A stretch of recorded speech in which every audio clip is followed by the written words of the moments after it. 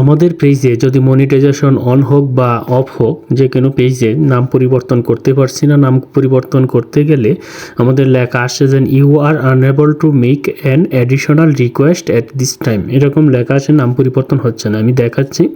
আমরা সেটিংয়ে যাচ্ছি।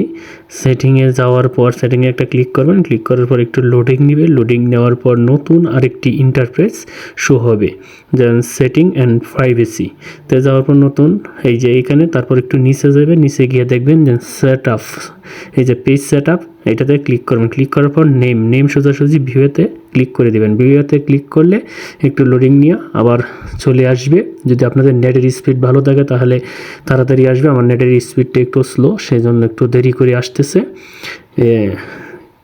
আপনাদের নেটের স্পিডের উপর নির্ভর করবে। তারপর এরকম আসবে। এরকম আসার পর আপনার নামটা শো করবে। সেই নামটার উপরে ক্লিক করবেন। ক্লিক করে আপনি নামটা, যে নামটা পরিবর্তন করতে চান সেই নামটা দিবেন। দেওয়ার পর রিকোয়েস্টে ক্লিক করার পর আপনাদের এরকম একটি মেসেজ আসবে। তখন আপনাদের স্ক্রিনশট দিয়ে রাখবেন।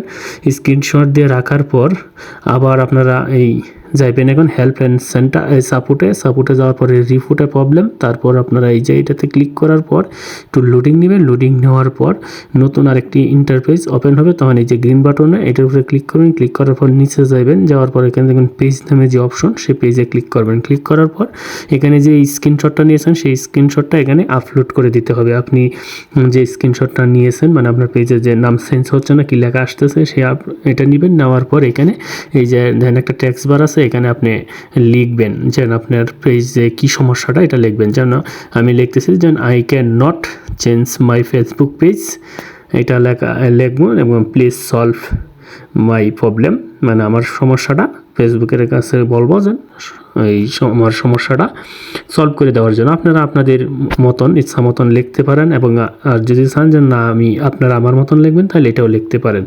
যেন লিখবেন যেন I can not change my Facebook page, এটা দেওয়া। তারপরে লিখবেন যেন প্লিজ লিখবেন। প্লিজ লেখার পর প্লিজ সলভ মাই প্রবলেম একটু লিখবেন। আর যদি আপনারা অন্য কিছু আরও লিখতে চান তো লিখতে পারেন। এটা লেখার পর আপনারা এই যে উপরে দেখেন যেন একটা সেন্ড বক্সের মতন আছে, সেইটাতে ক্লিক করে আপনারা এখান থেকে সেন্ড করে দিবেন।